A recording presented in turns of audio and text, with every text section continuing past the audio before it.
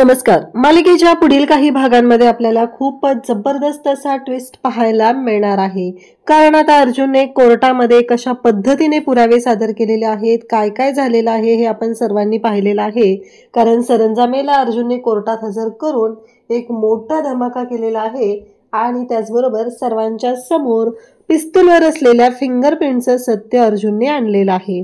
त्यामुळं आता साक्षीवरचा संशय हा वाढत चाललेला आहे. कारण त्या पिस्तूलवर मधुबन बरोबर साक्षीचे सुद्धा फिंगरप्रिंट सापडलेले आहेत आणि त्यामुळं अर्जुन आता ही केस जिंकण्याच्या अगदी शेवटच्या टप्प्यामध्ये आहे.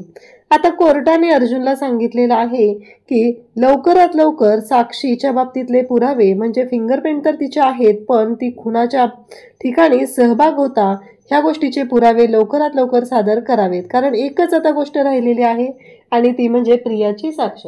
प्रियाने जी साक्ष दिलेली आहे ती आय विटनेस होती आणि तिने पाहिलेलं आहे. ही जी साक्ष दिलेली आहे त्यामुळे आता पुढे नक्की काय होणार आहे ते आपल्याला पाहायला मिळणार आहे.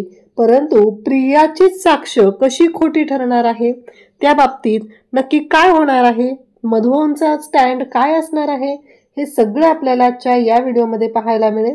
त्यासाठी प्रेक्षकांनो हा व्हिडिओ शेवटपर्यंत पहा. त्याचबरोबर चॅनलवरती नवीन असाल तर चॅनलला सबस्क्राईब करा, व्हिडिओला लाईक करा. तर कोर्टामध्ये आता सरंजामे यांना बोलवलेलं असतं आणि अर्जुन सरंजामे यांना विचारतो की तुम्ही 2 वर्षापूर्वी ही रिपोर्ट दिलेले होते आणि आजही रिपोर्ट दिलेले आहेत, यातले कोणते रिपोर्ट खरे आहेत ते तुम्ही कोर्टाला सांगावं. तेव्हा इन्स्पेक्टर सरंजामे हे कोर्टाला सांगत असतात की नक्की काय झालेलं आहे, गोष्टी कशा घडलेल्या होत्या, हे सगळं इन्स्पेक्टर सरंजामे कोर्टाला सांगत आहेत. तेव्हा मात्र सगळेजण तिथं पाहत असतात. रविराजला तर धक्का बसलेला असतो की ही तन्वी काय बोलतीये.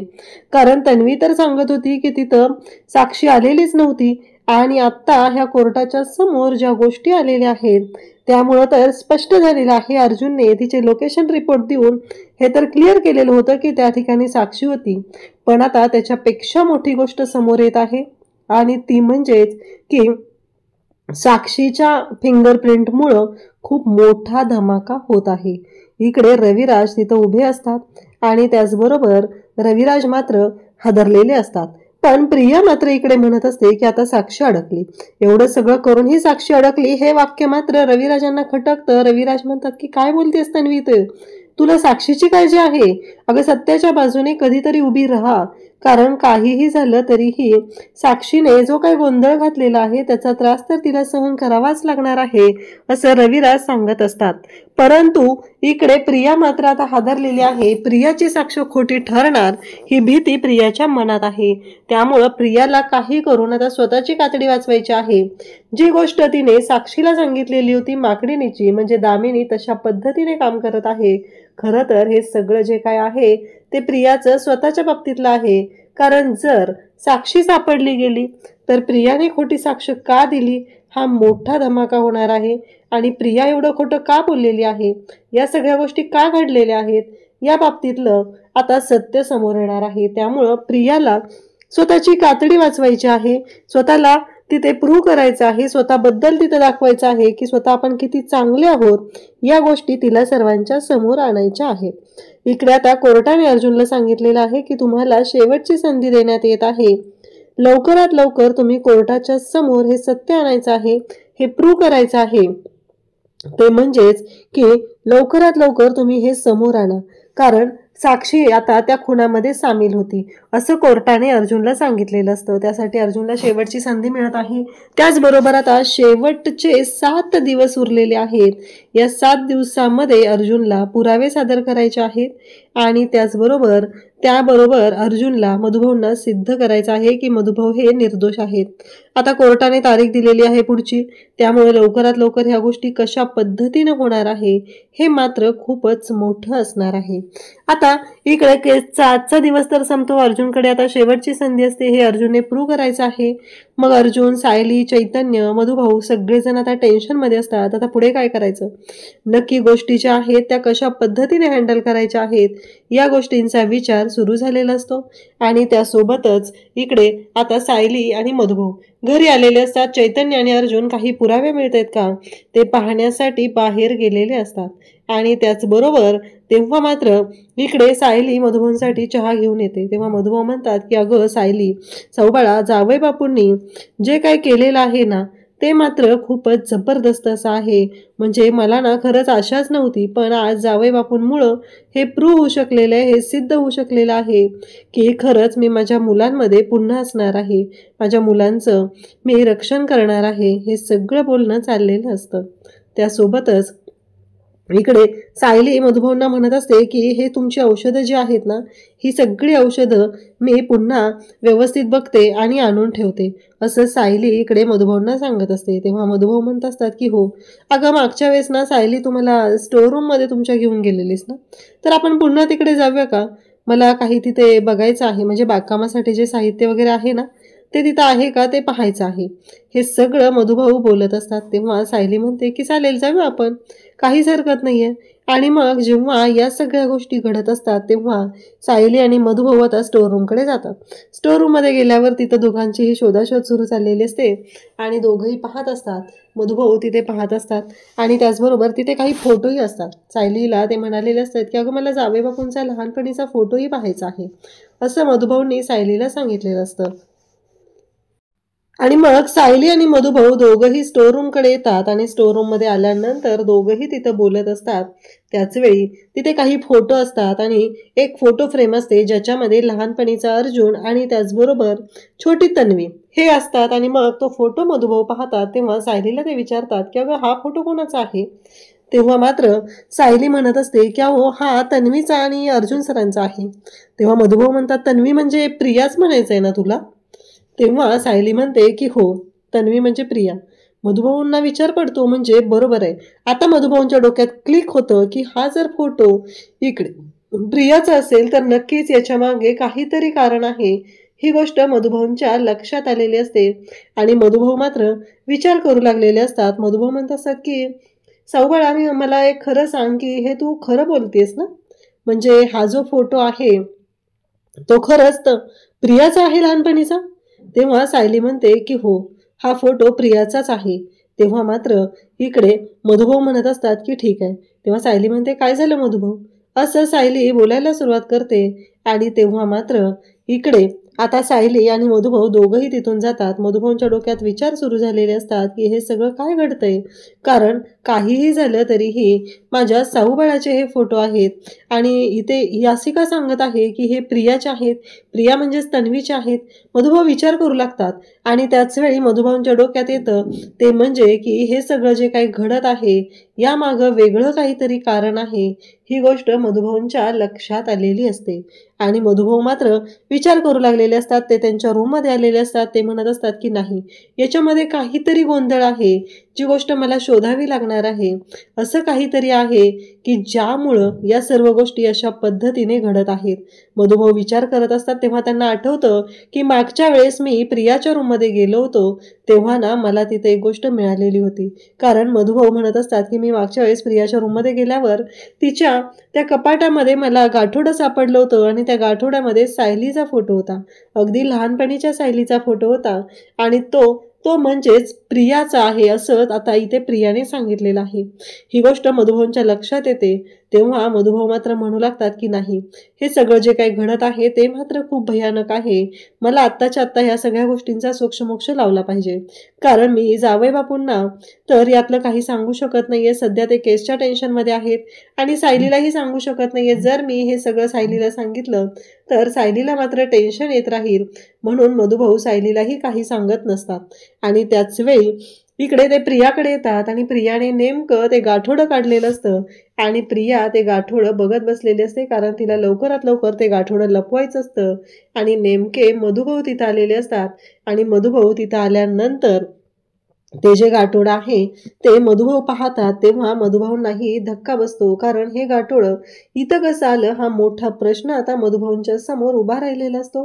आणि त्याच वेळी मधुभाऊ तिला विचारू लागतात की हे गाठोडं कोणाचं आहे? तेव्हा ती म्हणत असते की तुम्हाला काय करायचंय, एकतर तुम्ही माझ्या खोलीत का आलेला आहात, हा प्रश्न तिने मधुभाऊंना विचारलेला आहे. आणि त्याच वेळी मधुभाऊ तिला विचारतात की हे गाठोडं तुझ्याकडे काय करतंय ते मला आधी सांग. आता मधुभाऊंनी तर प्रियाला गाठोड्यासोबत रंगेहात पकडलेलं असतं आणि मधुभाऊ आता त्या गाठोड्यातला फोटो तिथे काढून घेतात आणि म्हणतात की आत्ता मला कळलेलं आहे की तुझं हे सगळं काय कांड चालू आहे. म्हणजे तू या घरामध्ये सायली बनून राहायला आलेली आहे, म्हणजे तन्वी ही सायली आहे हे मला कळलेलं आहे आणि हे सगळं तू मुद्दाम केलेलं आहे हे मला कळत आहे. प्रिया मात्र घाबरलेली असते. प्रिया म्हणत असते की बस झालं मधुभाऊ, तुम्ही माझ्या पर्सनल गोष्टीमध्ये डावळाढवळ करायची अजिबात गरज नाही. तेव्हा मधुभाऊ म्हणत असतात की सायलीचा फोटो तुझ्या रूममध्ये काय करतोय हे मला आता कळलेलं आहे. मागच्या वेळेसही तो फोटो मी तुझ्याकडे पाहिलेला होता, म्हणून मी तुझ्याकडे पुन्हा आलो होतो, तेव्हा तू माझ्यावरती चोरीचा आळ टाकलेला होता. पण आज मला पुन्हा कळलेलं आहे, कारण आत्ताच मी स्टोर रूम मध्ये जाऊन आलेलो आहे आणि तिथं मला सायलीनं सांगितलेलं आहे की हा छोट्या तन्वीचा फोटो आहे. पण एक गोष्ट लक्षात ठेव, सायली आणि तू कशा दिसता हे फक्त मलाच माहिती आहे. तरीही मधुभाऊंनी एक गोष्ट मात्र ठेवलेली असते, ती गोष्ट तिला सांगितलेली नसते आणि ती म्हणजेच की त्या फोटोच्या मागं असलेली तारीख आणि त्याच्या मागं लिहिलेलं नाव. तेव्हा मात्र प्रिया आता पूर्णपणे सापडली जाणार असते.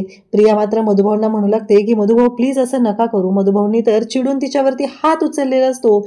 मधुभाऊ भयानक चिडलेले असतात आणि मधुभाऊ म्हणत असतात की तुझं जे काही चाललेलं आहे ना ते मला कळलेलं आहे, आता मी शांत राहणार नाही.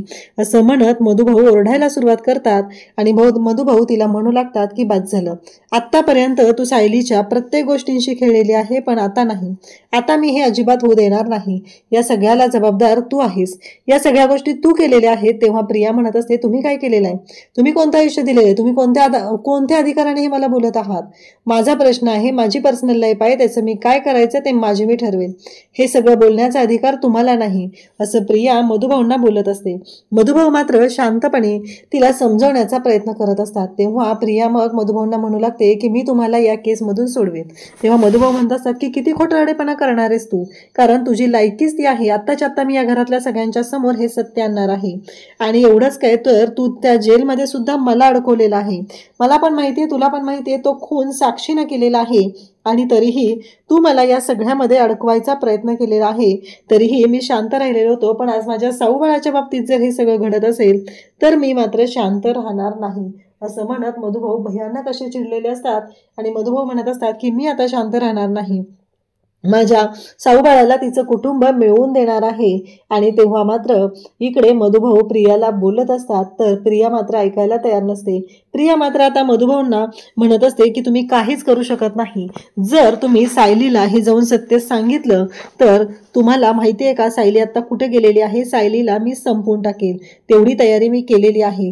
जर आता तुम्हाला माझं ऐकावं लागणार आहे, काहीही झालं तरीही हे सत्य कोणालाही कळता कामा नये, त्या बदल्यात मी कोर्टात साक्षीने खून केल्याचं सांगेल, असं प्रिया मधुभाऊंना बोलत असते. खरं तर मधुभाऊंना प्रियाने धमकी दिलेली असते की सायलीला मारून टाकणार आहे आणि सायलीला उद्ध्वस्त करणार आहे. अर्जुन आणि सायली यांच्या जीवाला धोका निर्माण होऊ शकतो ही गोष्ट मधुभाऊंच्या लक्षात आलेली असते. मधुभाऊ आता बाहेर येतात, सगळेजण घरातले तिथं असतात. मधुभाऊ घाबरलेले असतात, त्यांना कळत नसतं. ते म्हणत असतात सायली, माझं साऊबाळ, अर्जुन अण्णा, जावई बापू कुठं आहेत, हे सगळं ते बोलत असतात. तेवढ्यात प्रताप, अश्विन सगळेजण तिथं आलेले असतात.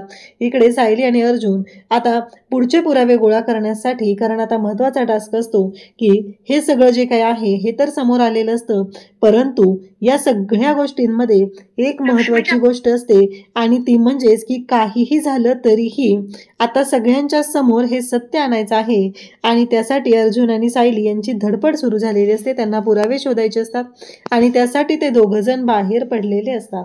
परंतु अर्जुन आणि सायली घरात नाहीत, या संधीचा फायदा प्रियाने घेतलेला असतो. मधुभाऊंच्या हाती पुरावे लागलेले असतात, पण मधुभाऊंना तिने धमकी दिलेली असते की सायलीच्या जीवाचं काहीतरी करेल. त्यामुळं मधुभाऊ घाबरलेले असतात आणि प्रियाने पुन्हा ते गाठोडं गोळा करून व्यवस्थित त्या लॉकरमध्ये ठेवलेलं असतं. पण यावेळेस आता ते गाठोडं त्या ड्रॉवरमध्ये न ठेवता तिने कपाटामध्ये ठेवते, कारण तो ड्रॉवर मागच्या वेळेस इकडे उघडण्याचा प्रयत्न केलेला असतो, तो अश्विनने केलेला असतो आणि तिला ही गोष्ट पुन्हा होऊ द्यायची नसते, त्यासाठी तिनं हे सगळं केलेलं असतं. परंतु मधुभाऊ आता शांत बसणार नसतात. मधुभाऊंना खूप राग आलेला असतो. मधुभाऊ भयानक असे चिडलेले असतात. ते म्हणत असतात की नाही, या मुलीला एवढ्या सहजासहजी मी माफ करणार नाही. मधुभाऊंना भीतीही वाटत असते. मधुभाऊंना कळत नसतं की आता करू काय, या सगळ्यातून मार्ग कसा काढू, हा मोठा प्रश्न मधुभाऊंच्या पुढे उभा राहिलेला असतो.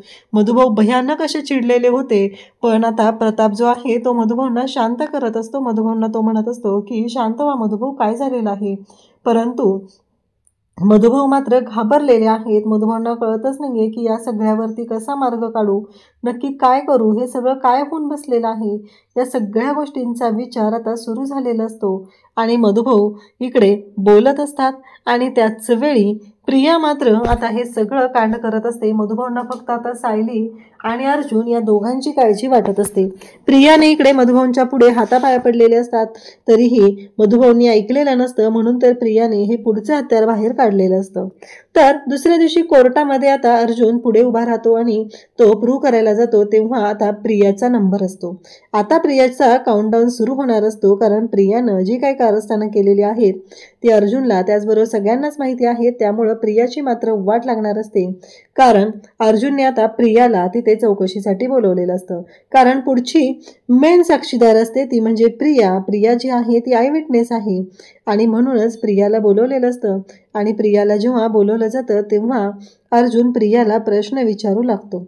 प्रियाला तो विचारत असतो की आत्तापर्यंत जे जे काय झालेलं आहे ते सगळं कोर्टाच्या समोर सांगायचं आहे. नक्की काय काय तुम्ही पाहिलेलं होतं. तेव्हा प्रिया म्हणते, याआधीही सांगितलेलं आहे, किती वेळा त्याच गोष्टी मी सांगायच्या आहेत, असं प्रिया बोलत असते. तेव्हा अर्जुन म्हणत असतो की कोर्टाला पुन्हा एकदा ऐकायचं आहे, नक्की मला सांगायचं आहे की नक्की काय झालेलं आहे. मान्य तिथं तुम्ही होता आणि तुम्ही तुमच्या डोळ्यांनी पाहिलेलं आहे, पण तुमचं स्टेटमेंट आणि मधुभाऊंचं स्टेटमेंट या दोन्ही स्टेटमेंटमध्ये जी तफावत आहे ती जमीन आसमानची आहे. कारण तुम्ही कितीही बोलत असला तरीही तुम्हाला माहिती आहे की तुम्ही हे सगळं काय केलेलं आहे. या सर्व गोष्टी जेव्हा घडत असतात तेव्हा मात्र इकडे मधुभाऊ आता बोलत आहेत आणि तेव्हा मात्र मधुभाऊंचे शब्द तिला आठवत असतात. जर मधुभाऊंनी हे सत्य सर्वांच्या समोर आणलं तर, हा प्रश्न तिला पडलेला असतो. आणि त्या क्षणी प्रिया आता कोर्टात पोपटासारखी बोलायला सुरुवात करते. अर्जुन तिला ठणकावून विचारत असतो, मला कळलं पाहिजे की नक्की काय झालेलं आहे, माझ्या समोर सत्य आलं पाहिजे, असं म्हणत अर्जुन ओरडत असतो, तिला बोलत असतो. आणि तेव्हा मात्र प्रिया जी आहे ती तिथे उभी राहते आणि ती सांगायला सुरुवात करते की आत्तापर्यंत मी जी काही बोलत होते ती मला धमकी दिलेली होती, म्हणून माझ्याकडून ते बोललं गेलेलं होतं. मला कोर्टाच्या समोर सत्य आणायचं आहे आणि ते सत्य म्हणजे हा खून साक्षीने केलेला आहे. जेव्हा आता मधुभाऊच्या समोर प्रिया हे मान्य करते की हा खून साक्षीने केलेला आहे, तेव्हा मात्र सगळ्यांच्या समोर आता प्रियाने मान्य केलेलं असतं. तेव्हा साक्षी, दामिनी, महिपत या सगळ्यांच्या पायाखालची जमीन सरकलेली असते की हे कसं शक्य आहे. म्हणजे हा खून साक्षीने केलाय ही साक्ष आता प्रियाने दिलेली. सगळ्यात मोठा धक्का रविराजांना बसलेला असतो. अर्जुनला सुद्धा याबद्दल काही माहिती नसतं, कारण मधुभाऊंनी काहीच कोणाला सांगितलेलं नसतं. अर्जुन म्हणत असतो की हे सगळं काय पाहतोय मी, तन्वीनं चक्क साक्षीच्या विरोधात साक्ष दिली. मग कोर्टामध्ये अर्जुन आता पुन्हा मुद्दा मांडतो की गेली 2 वर्ष झालं एका आय विटनेसमुळे ही केस इतक्या दिवस रखडलेली होती, त्या आय विटनेसने दिलेली साक्ष ही खोटी आहे, असं अर्जुनने आता सगळ्यांच्या समोर आणलेलं असतं. आणि कोर्टाने आता साक्षीला शिक्षा सुनावलेली असते. जज साहेब सांगतात की मिस साक्षी शिकरे यांना तिथे आता जन्मठेपेची शिक्षा सुनावली जात आहे. प्रियाने मात्र कोर्टाची हात जोडून माफी मागितलेली असते. प्रिया म्हणत असते की खरंच मला माफ करा, मी दबावाखाली येऊन एवढं हे केलेलं आहे. साक्षीने तर डोक्याला हात लावलेला असतो. साक्षीला प्रियाने सांगितलेली तीच माकडांची गोष्ट आठवते, म्हणजे प्रियानेच माझ्या विरोधात गेम केला ही गोष्ट साक्षीच्या लक्षात येते. तेव्हा अर्जुन मात्र टाळ्या वाजवत असतो आणि फायनली अर्जुन ही केस जिंकलेला असतो. मधुभाऊ निर्दोष सुटलेले असतात. पण या सगळ्या मागे खूप मोठं गुपित दडलेलं आहे. आता मधुभाऊ सायलीला हे सत्य कधी सांगणार, अर्जुनला हे सत्य कधी सांगणार की त्यांच्या घरामध्ये तन्वी बनून राहत असलेली प्रिया ही खोटारडी आहे, तर खरी तन्वी ही सायली आहे, हे सत्य कसं समोर येणार हे आपल्याला पुढे पाहायला मिळणार आहे. अशाच अपडेटसाठी चॅनलशी कनेक्ट राहा. थँक्यू.